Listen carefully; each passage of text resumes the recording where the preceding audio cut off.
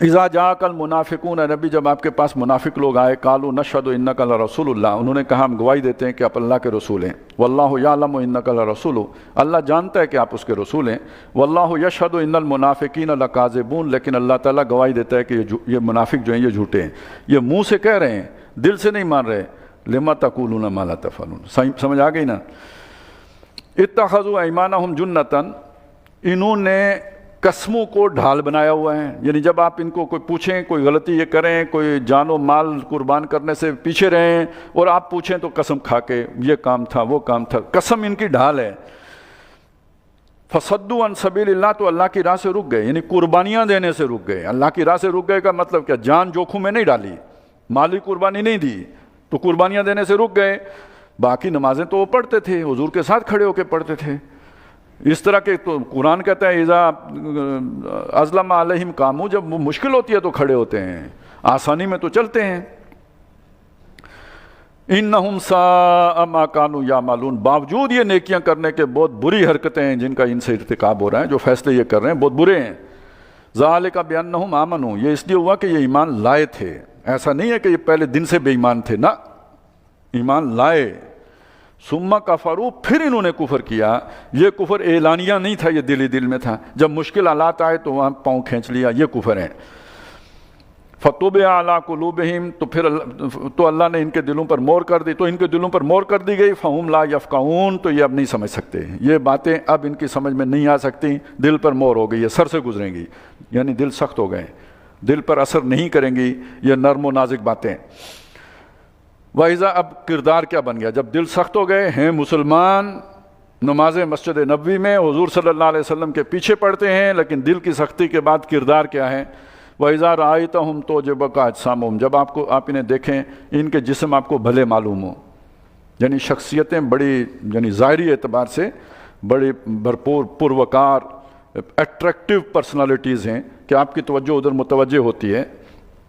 وَإِن يَقُولُوا تَسْمَعْ لِقَوْلِهِمْ، جب بات کریں تو آپ ان کی بات بھی سنیں، یعنی باتیں بھی بہت اچھی، عالمانہ، فاضلانہ، مرصع، مسجع، من باتوں میں موہ لینے والے انداز وہ کرتے ہیں۔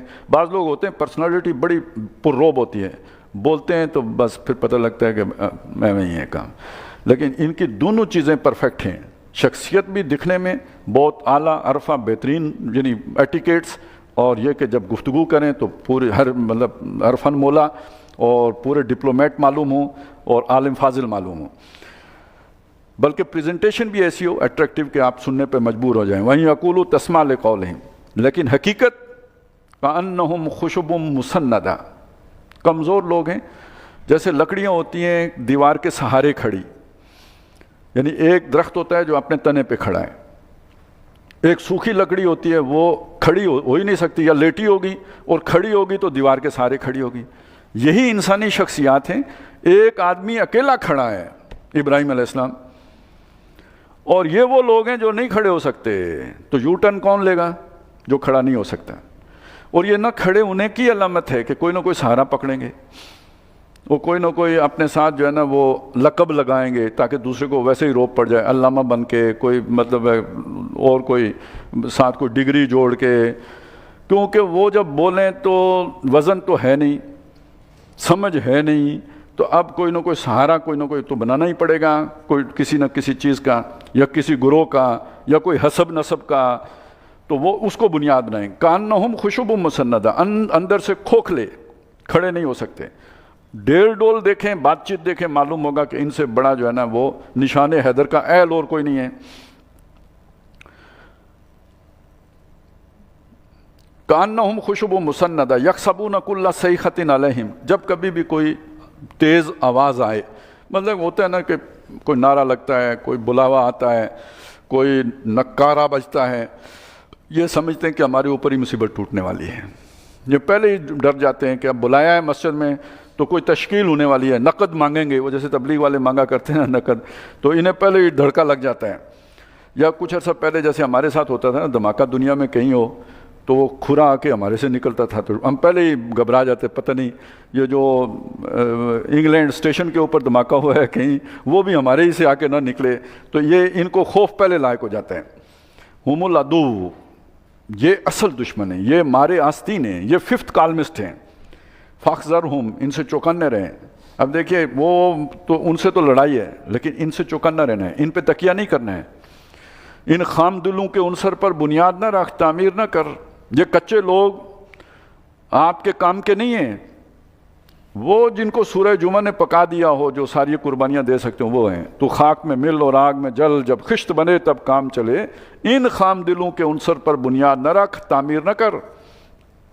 اور اقبال نے کہا نا، جب تک ہے خام تو ہے مٹی کا ایک انبار، تو پختہ ہو جائے تو ہے شمشیر بے زنہار. تو گویا یعنی اپنی بغیر تربیت کے ہر شخص کے اندر نفاق کا پہلو موجود ہے. دنیا کی محبت کی طرف ڈرین کرے گا خود بخود. نشیب میں جیسے پانی بہتا ہے وہ دنیا کی طرف جائے گا. قرآن مجید جب اس کا نقطہ نظر تبدیل کر کے آخرت کو اہم کر دے گا اور دنیا کو مچھر کے پر سے حقیر بنا دے گا، اب اس کے اندر وہ دلیری، بہادری اور اس کے جوہر کھولیں گے. وہ جس پوٹینشل پر اللہ نے اسے پیدا کیا وہ پالش ہوگا. قاتلہم اللہ، اللہ ان کی گردنیں مارے. انا یوفکون، کہاں سے الٹائے جاتے ہیں. یعنی صحیح تزکیے کے رخ پہ ڈال دیے گئے تھے، لیکن یہ دنیا کی طرف پلٹ گئے. وَإِذَا قِيلَ لَهُمْ، جب کہا گیا تعالوا آؤ، یستغفر لکم رسول اللہ، کہ غلطی ہو گئی، پیچھے رہ گئے، نہیں آ سکے تو رسول کے پاس آؤ، وہ تمہارے لیے دعا کریں گے، گناہ بخشوائیں گے، تمہارے استغفار کریں گے. لووا رؤوسہم، یہ کرتے ہیں اور مٹکاتے ہیں اپنے سر. ورائتہم، اور آپ انہیں دیکھو گے، یسدون، رکتے ہیں یعنی وہ رسول کے پاس آنے سے. وہم مستکبرون، اور گھمنڈ کرتے ہیں، اندر سے کھوکھلے لیکن اوپر سے بڑی مونچھوں کو تاؤ دیتے ہیں. سواء علیہم، برابر ہے اب ان پر. استغفرت لہم ام لم تستغفر لہم، آپ ان کے لیے استغفار کریں یا آپ ان کے لیے استغفار نہ کریں. لن یغفر اللہ لہم، اللہ ہرگز ان کو معاف نہیں کرے گا. ان اللہ لا یہدی القوم الفاسقین، بے شک اللہ تعالیٰ ایسے نافرمانوں کو ہدایت نہیں دیتا. فاسق پھر آ گیا جی، یو ٹرن کرنے والے، لما تقولون ما لا تفعلون والے فاسق، یو ٹرن کرنے والے فاسق، یہ منافقین فاسق. اور یہ وہ دل کی وہ کیفیت ہے جہاں اللہ کی محبت، رسول کی محبت، جہاد کی محبت پر دنیا کی محبتیں غالب ہوں. یہ وہ فسق ہے جس پر اللہ پھر رہنمائی نہیں دیتا. اور آزمائشیں اسی لیے آتی ہیں کہ اندر کا یہ فسق باہر آ جائے، کیونکہ اوپر سے چکنی چپڑی باتیں کر کے یہ مرد مجاہد بنے ہوئے ہوتے ہیں. لہذا جب مصیبت پڑتی ہے تو ان کے حقیقت کھل کے سامنے آ جاتی ہے. اور اس کے لیے وہ بات کہی تھی کہ ہم آزمائیں گے. فَلَيَعْلَمَنَّ اللَّهُ الَّذِينَ صَدَقُوا وَلَيَعْلَمَنَّ الْكَاذِبِينَ.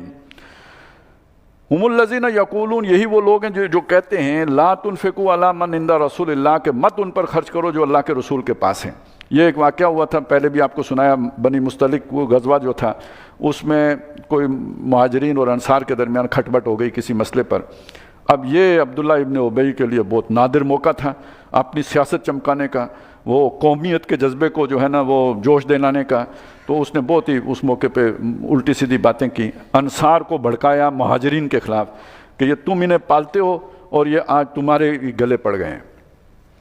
اور یہ کہ تم نے انہیں، وہ بڑی غلط محاورہ اس نے استعمال کیا کہ سم من کلبک یاکلک، اپنے کتے کو کھلاؤ پلاؤ، تم ہی کو کاٹے گا.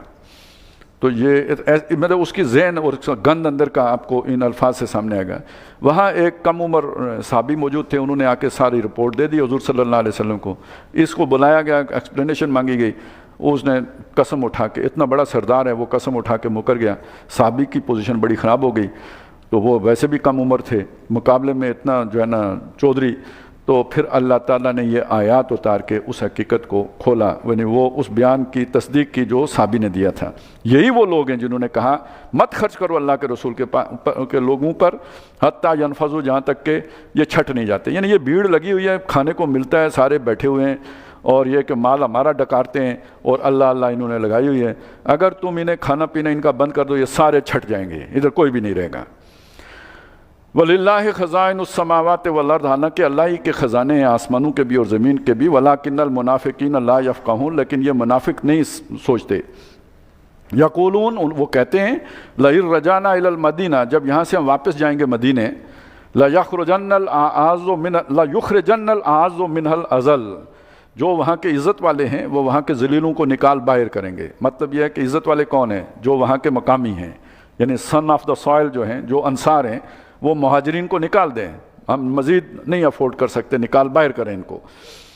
وَلِلَّهِ الْعِزَّةُ وَلِرَسُولِهِ، حالانکہ عزت اللہ ہی کے پاس ہے، غلبہ، عزت، زور اللہ کے پاس ہے، رسول اور رسول کے لیے ہے، وَلِلْمُؤْمِنِينَ اور ایمان والوں کے لیے ہے، وَلَٰكِنَّ الْمُنَافِقِينَ لَا يَعْلَمُونَ، لیکن منافق اس بات کو نہیں جانتے۔ یہاں تک جو باتیں آپ کے سامنے آئی وہ آگے نا کہ یہ اصل میں دل کا، اگر دنیا کی محبت ہے تو آدمی کھوکھلا ہوتا ہے، کمزور آدمی ہوتا ہے۔ یہ کمزور آدمی دین کے تقاضے پورے نہیں کر سکتا، اسے لیٹنا ہوتا ہے، یو ٹرن لینا ہوتا ہے۔ جب وہ یو ٹرن لے لیتا ہے تو وہ اس کے باعث وہ اپنا جو بھی ایک ظاہری پھوں پھاں ہے اس کے لیے وہ گناہ تسلیم کرنے کے لیے، غلطی تسلیم کرنے کے لیے تیار نہیں ہوتا، بلکہ تکبر اور گھمنڈ کرتا ہے۔ یہ اس کے اندر ایک کیفیت پیدا ہوتی ہے۔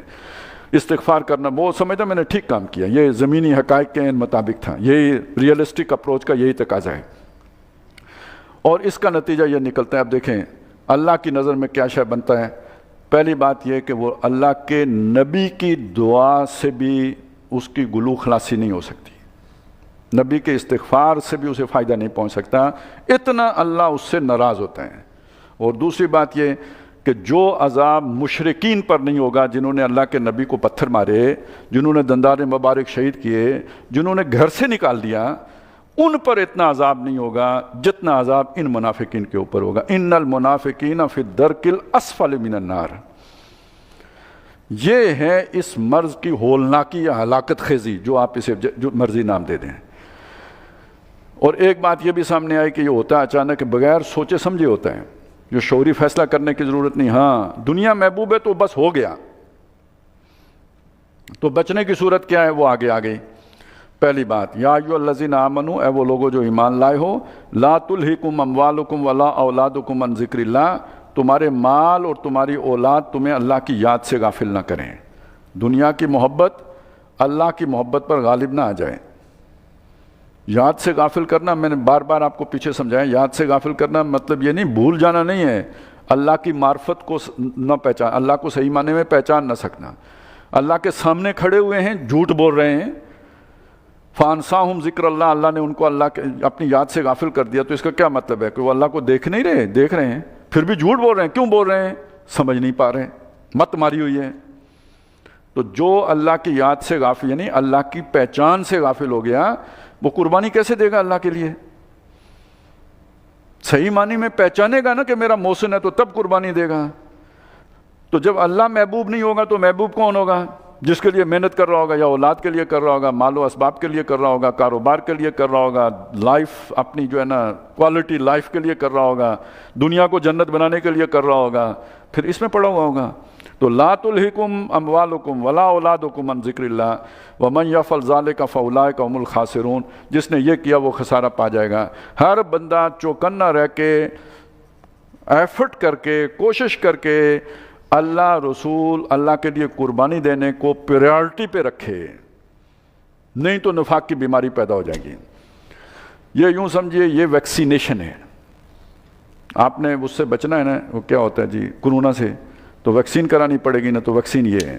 اور کورونا کوئی اپنی مرضی سے تو نہیں لگتا نا، بس لگ جاتا ہے۔ اسی طرح یہ بھی نفاق بھی لگ جاتا ہے، تو اس کی ویکسین کراتے ہو تو اس کی ویکسین یہ ہے، ہر وقت اللہ کو مستحضر رکھو، یعنی ان صلاتی و نسکی و محیایا و مماتی کا ماٹو زندہ رکھو۔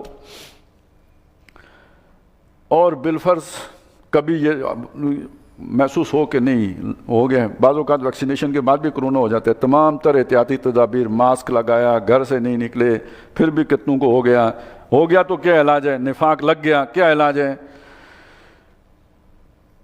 وَأَنفِقُوا مِمَّا رَزَقْنَاكُم مِّن قَبْلِ أَن يَأْتِيَ أَحَدَكُمُ الْمَوْتُ، آسان علاج ہے۔ وہ خرچ کرو، انفاق کرو جو ہم نے تمہیں دیا ہے، جو جس کے مالک ہو، مال جو بھی ہے، مال باغ کی صورت میں ہے، زمین کی صورت میں ہے، کاروبار کی صورت میں ہے، گھر بار کی صورت میں ہے، جو بھی ہے وہ خرچ کرو۔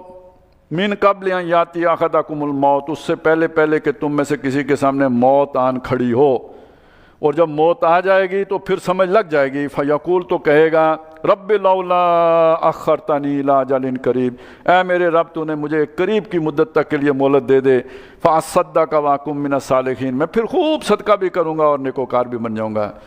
اس وقت مہلت نہیں ملے گی، اس سے پہلے خرچ کرو۔